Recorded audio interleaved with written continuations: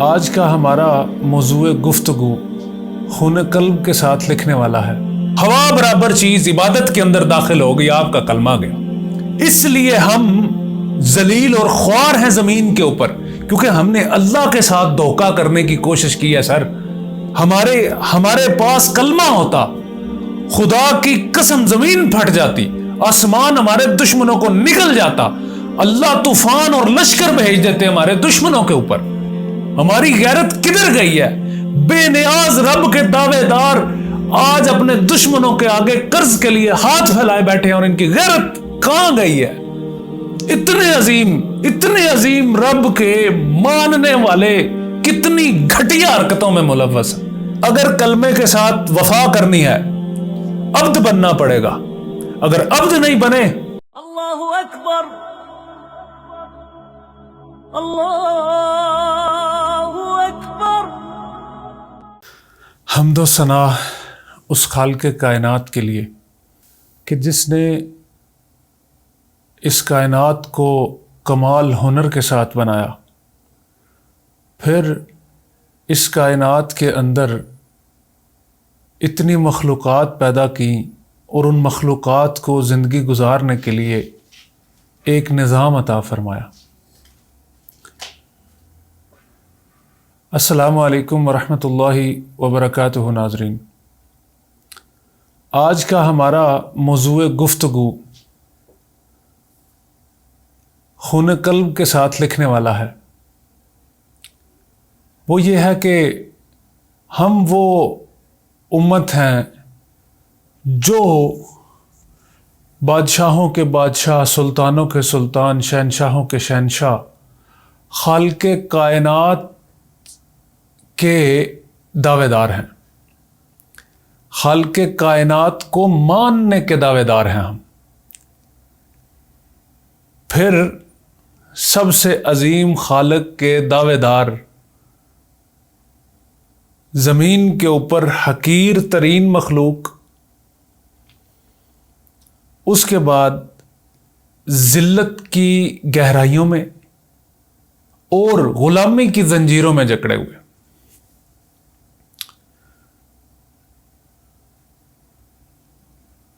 اگر ہم نے خالق کائنات کا جو دعویٰ کیا ہے، یا اس کے ساتھ جو عہد کیا ہے، جو شہادت دی ہے، کیا اگر وہ صحیح معنوں میں ہم نے دی ہوتی تو ہماری یہ حالت ہوتی؟ یہ ایک بہت بڑا سوال ہے جو میرے ذہن میں کافی عرصے سے تھا۔ پھر صحابہ نے کون سا ایسا، کیا نبی پاک صلی اللہ علیہ وسلم صحابہ کو کوئی خاص کلمہ سکھا کے گئے تھے جو ہم تک نہیں پہنچا؟ پھر عشرہ مبشرہ صحابہ جن کو اللہ کے نبی نے جنت کی بشارتیں دی، وہ ایمان کے ساتھ موت کے طلبگار تھے۔ پھر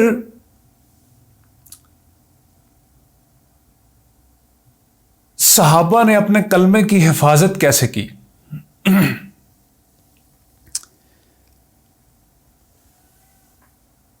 اللہ پاک قرآن پاک میں فرماتے ہیں کہ ہم نے حضرت آدم سے لے کے کوئی بستی، کوئی قبیلہ، لوگوں کا کوئی گروہ ایسا نہیں چھوڑا کہ جہاں ہم نے اپنا پیغام دینے والا نہ بھیجا ہو، اور جس نے لوگوں کو یہ نہ سکھایا ہو لا الہ الا اللہ۔ اب یہ جو پورا کلمہ ہے لا الہ الا اللہ، اس کے دو حصے ہیں، جس میں اللہ کا اقرار ہے اور اس وقت کے رسول کا یا نبی کا اقرار ہے۔ لیکن آج ہم کلمے کے پہلے حصے کے اندر ایک لفظ جو ہے جس کو الہ کہتے ہیں، آج ہم اس کو پڑھیں گے، اس کو سمجھنے کی کوشش کریں گے کہ الہ ہوتا کیا ہے۔ ہم بڑی آسانی سے کہہ دیتے ہیں لا الہ الا اللہ، اس کا مطلب ایک عام سا مطلب اس کا بیان کر دیا جاتا ہے، وہ ہے عبادت کے قابل۔ سر لفظ الہ اتنا بڑا لفظ ہے، اتنا بڑا لفظ ہے، اتنا بڑا لفظ ہے کہ سورہ کاف میں آخر میں ایک آیت ہے، اس میں اللہ فرماتے ہیں کہ اگر تم سمندروں کو سیاہی بنا دو، پھر تم اللہ کی باتوں کو لکھنا شروع کر دو، تمہاری سیاہی ختم ہو جائے گی، اللہ کی بڑائی، اس کی حمد و ثنا ختم نہیں ہوگی، پھر تم اگر ان جیسے سمندر اور لے آؤ اور ان کو سیاہی بنا لو اور پھر ایسے ہی کرو، پھر بھی نہیں ہوگی۔ سر یہ ہے لفظ الہ کا چھوٹا سا تعارف، جس کو ہم پڑھ کے مزے کی زندگی گزار رہے ہیں۔ لفظ الہ جو ہے، اس کے لفظ الہ کے قابل ہونے کے لیے کون کون سی صفات درکار ہیں؟ سر سب سے پہلے الہ ہونے کے لیے بے نیاز ہونا پڑتا ہے، اس کو کسی کی سفارش، کسی کی ضرورت نہیں پڑتی، وہ بے نیاز ہے، اس کو کوئی پریشر میں نہیں لا سکتا، اس ذات کو کوئی بھی دباؤ میں نہیں لا سکتا، وہ کسی قسم، ہر قسم کے دباؤ سے پاک جو ہوتا ہے نا، وہ ایک صفت ہوتی ہے الہ کے لیے۔ دوسری صفت الہ بننے کے لیے، دوسری خاصیت یہ ہوتی ہے کہ اس کو کسی چیز کے بنانے کے لیے کسی مٹیریل یا مواد کی ضرورت نہیں پڑتی۔ سر لیول چیک کریں، الہ وہ ہوتا ہے جس کو کوئی چیز بنانے کے لیے، ہمیں کمرہ بنانے کے لیے سیمنٹ، بجری، ریت کی ضرورت ہوتی ہے، لیکن الہ وہ ہوتا ہے جس کو تخلیق کرنے کے لیے کسی مٹیریل کی ضرورت نہیں ہوتی۔ پھر وہ کسی مشورے کا محتاج نہیں ہوتا، پھر اس کے سامنے کوئی چیز راز نہیں ہوتی، چاہے وہ سینوں میں ہو، چاہے وہ ذہنوں میں ہو، چاہے وہ کتابوں کی گہرائیوں میں ہو، چاہے وہ سمندروں کی گہرائیوں میں کیوں نہ ہو، اس کے سامنے کوئی چیز راز نہیں ہوتی۔ فاصلے اس کے لیے دوری نہیں پیدا کر سکتے۔ سر کوئی چیز جس کی نظر کے آگے آڑ نہیں بن سکتی، اس کو الہ کہتے ہیں۔ الہ جو شاہ رگ کے قریب ہوتا ہے، عرش پہ بیٹھا ہوا بھی شاہ رگ کے قریب ہوتا ہے، یہ اس کی خاصیتیں ہیں، الہ کی بنیادی خاصیتیں۔ پھر الہ کی ایک اور خاصیت وہ یہ کہ اتنی زیادہ مخلوقات، پھر ان مخلوقات کی اپنی اپنی زبان، پھر ان مخلوقات کی مختلف عمر کے اندر مختلف ضروریات زندگی،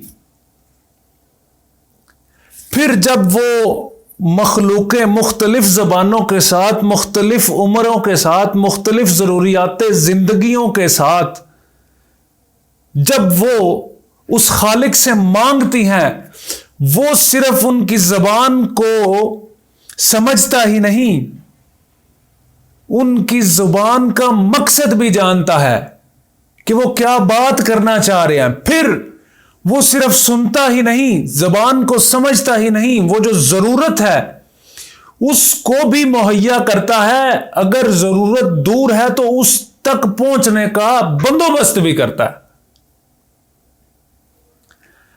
پھر عالم الغائب کا مالک ہے، اور جو چیز ظاہر ہے اس کا مالک ہو، سر کن فیکون تو کچھ بھی نہیں، سر کن فیکون کچھ بھی نہیں، کن فیکون جب کہتا ہے تو کچھ ہوتا ہے نا، وہ کن فیکون کا بھی خالق ہے، اس کو الہ کہتے ہیں۔ سر مختلف مخلوقات مختلف جہانوں کے اندر، مختلف نظاموں کے اندر اس کی نافرمانی جب کرتی ہیں تو ان کی نگرانی بھی کرتا ہے۔ جب وہ حد سے گزرتی ہیں ان کو اپنی حدوں میں رکھتا ہے۔ زمین و آسمان کے درمیان تمام مخلوقوں کی گرفت کرنے والا ہے وہ۔ انسان باغی بنا بیٹھا ہے سر، الہ کا باغی بنا بیٹھا۔ سر علم سیکھتے ہیں نا ہم، کتنے محتاج ہے علم کے، کتنے سال لگاتے ہیں، زندگی کا قیمتی وقت صرف کر دیتے ہیں، اس کو علم سیکھنے کی ضرورت نہیں ہے، وہ علم کا خالق و مالک ہے۔ سر علم سے آگے کی چیز ہے اس کے پاس، علم تو بعد میں آتا ہے، علم سے بھی آگے کی چیز اس کے پاس ہے، اس کو کہتے ہیں الہ۔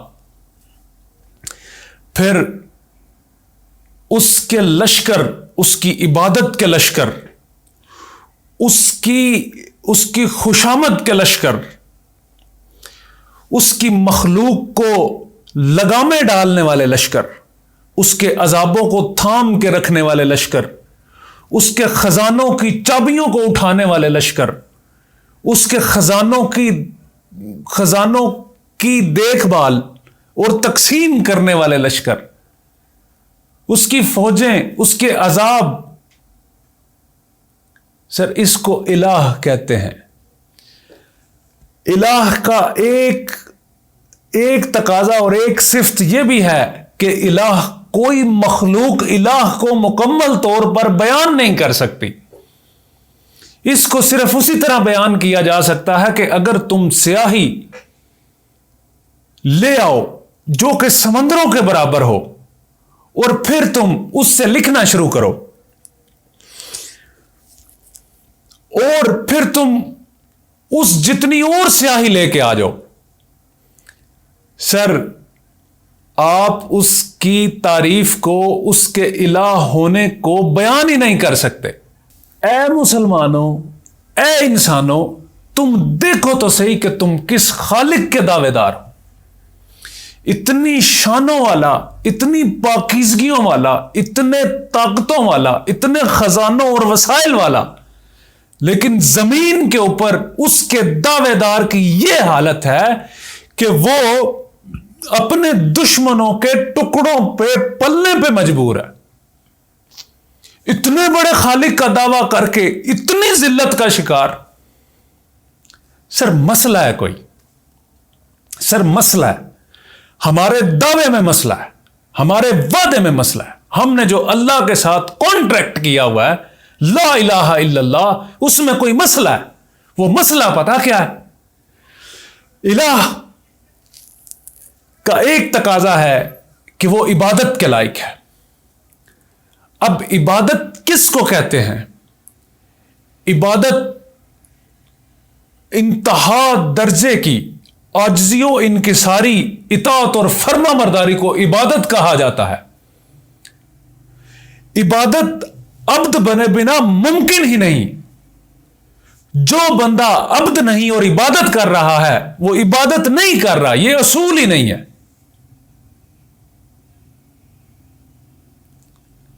سر ایک بندہ عبد نہیں بنا، میری بات کو ذرا غور سے سنیے گا، ایک بندہ عبد نہیں بنا اور عبادت کرنے لگ گیا، یہ ممکن ہی نہیں۔ یہ ایسے ہے جیسے آپ نے آسمان پہ چھلانگ لگانی ہے جناب، عبد کے بنا عبادت ممکن ہی نہیں۔ اب دیکھتے ہیں کہ عربی میں پڑھے تو صحیح کبھی، اور کبھی قرآن کھول لے تو صحیح، ایک مرتبہ پڑھ تو لیں عبد کہتے کس کو ہیں؟ سر عبد غلام کو کہتے ہیں۔ غلام پتہ کس کو کہتے ہیں؟ غلام جس کو کوئی حق حاصل نہیں کہ وہ اپنی مرضی سے اپنا نام رکھ سکے، پھر وہ اپنے مالک سے اس کا مالک اس کے ساتھ جو دل کرے وہ کبھی بھی تقاضا نہیں کرتا حق کا، عدل کا. وہ کبھی تقاضا کرتا ہی نہیں، نہ اس کا حق ہوتا ہے نہ وہ حق رکھتا ہے. جس جسم میں اس کی جان ہوتی ہے وہ جسم اس کے مالک کے تابع ہوتا ہے. اس کی خواہشات، اس کے احساسات، اس کی جو بھی جذبات، نفسیات، جو بھی ہوتا ہے اس نے اس سب کو اپنے جسم پہ نہیں بلکہ اپنے مالک کے حکم کو اپنے جسم پہ لاگو کرنا ہوتا ہے. وہ 1 سینٹی میٹر کی حرکت نہیں کر سکتا. وہ چلتا پھرتا اپنے مالک کی مرضی کے ساتھ ہے.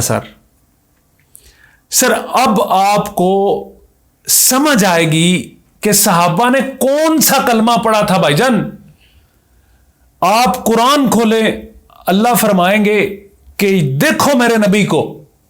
سر یہ عبد کی ڈیفینیشن بتا رہے ہیں اللہ. آج صلی اللہ علیہ وسلم نے ہمیں عبد کی ڈیفینیشن بتائی ہے کہ عبد کرو، عبد بنو.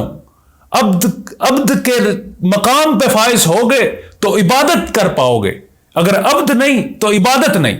عبد کیسے بنا جاتا ہے؟ اللہ فرماتے ہیں یہ نبی وہ نبی ہے جو میری اجازت کے بغیر پلک نہیں جھپکتا، حرکت نہیں کرتے، کھاتے نہیں، سوتے نہیں، پیتے نہیں، میرے حکم کے خلاف پلک نہیں جھپکتے. اس کو کہتے ہیں عبد. سر یا ایھا الذین آمنوا اطیعوا اللہ واطیعوا الرسول واولی الامر منکم. یہ آیت کیوں ہے؟ آپ مہدیین اور راشدین جو صحابہ اکرام ہیں، راشدین والمہدیین، صحابہ کا ذرا طرز زندگی تو پڑھیں. حضرت ابو بکر سے کہا، کوئی ٹائم شائم نہیں دیا، بتایا چلو ہجرت کرنی ہے. حضرت ابو بکر صدیق اسی وقت تیاریاں پکڑی ساتھ، کوئی نہیں دیکھا میرا کام، میری تجارت، میرا مال، میرا کچھ بھی نہیں دیکھا. سر عبد نہیں بنو گے تو عبادت کا حق نہیں ادا ہوگا، وہ بھی اتنی شان والے خالق کی، اتنی پاکیزگیوں والے خالق کی. پھر اب الہ کی جو خاصیتیں ہیں، ہر خاصیت کے تقاضے ہیں. اب عبادت الہ کا ایک تقاضا ہے کہ وہ معبود برحق، عبادت کے لائق، معبود جس کی عبادت کی جائے، معبود ہے وہ. اب اس کی عبادت کے اندر آپ نے رتی برابر بھی کچھ ایڈ کیا نا سر، آپ کا کلمہ گیا، آپ شرک کے مرتکب ہو جائیں گے، آپ کا کلمہ گیا. ہوا برابر چیز عبادت کے اندر داخل ہو گئی، آپ کا کلمہ گیا. یہ وہ مسئلہ تھا، یہ وہ کلمہ تھا جو صحابہ نے پڑھا تھا. ان کو پتا تھا جب معبود کہہ دیا نا، پھر خالصتاً مخلص ہو کے اس کی عبادت کرنی پڑے گی. ابو جہل ایویں نہیں آپ صلی اللہ علیہ وسلم کے مخالف ہوا تھا، وہ کرتا تھا میں سردار ہو کے غلامی کروں. سر اتنا تکبر، اتنی بڑی چیز ہے یہ کلمہ.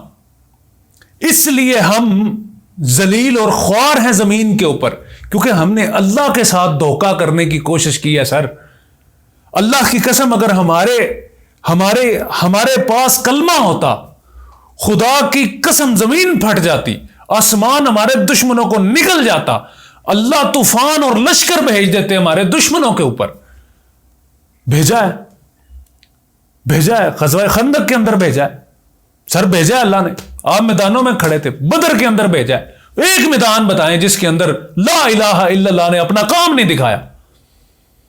ہمارا لا الہ الا اللہ، او بھائی جان ہم نے تو مطلب ہاتھ پھیلا دیے. بے نیاز رب جس کی ہم عبادت کرتے ہیں، ہم نے ہاتھ پھیلا دیے. وہ دشمنوں کے آگے وہ ہماری ماؤں بہنوں کی عزتیں لوٹتے ہیں، ہمارے ساتھ وہ غیر انسانی سلوک کرتے ہیں، ہم نے ہاتھ پھیلا دیا، وہ مسلمانوں ہم تھوڑی سی غیرت کر دیں، ہماری غیرت کدھر گئی ہے؟ بے نیاز رب کے دعوے دار آج اپنے دشمنوں کے آگے قرض کے لیے ہاتھ پھیلائے بیٹھے ہیں، اور ان کی غیرت کہاں گئی ہے؟ اتنے عظیم رب کے ماننے والے کتنی گھٹیا حرکتوں میں ملوث ہیں۔ ہم سایہ ذلیل ہو کے مر جائے گا میری انا کہ میرے دروازے پہ یہ کیوں نہیں آیا، میرے دروازے پہ آتا تو میں اس کو پتہ نہیں کس چیز سے نواز دیتا۔ ایسے خدا بنے بیٹھے ہیں ہم۔ آپ صلی اللہ علیہ وسلم کی عاجزی دیکھیں، گزارش یہ ہے اگر کلمے کے ساتھ وفا کرنی ہے عبد بننا پڑے گا، اگر عبد نہیں بنے تو عبادت کے قابل ہی نہیں آپ۔ عبد بنے تاکہ ہماری عبادت قبول ہو، تاکہ اللہ ہمیں ان ذلتوں سے اور اس غلامی سے ہمیں نجات دے۔ ناظرین، جتنا مفید علم تھا اس کے اندر، یہ سب امت کے لیے، جتنی غلطی کوتاہی تھی اس کے اندر، وہ میرے لیے۔ میں آپ کی دعاؤں کا قدردان، آپ کا میزبان ذوالقرنین حیدر، آپ سے اگلی ویڈیو تک اجازت چاہتا ہوں۔ ہمارے چینل کو سبسکرائب کرنا نہ بھولیے گا۔ السلام علیکم ورحمۃ اللہ وبرکاتہ۔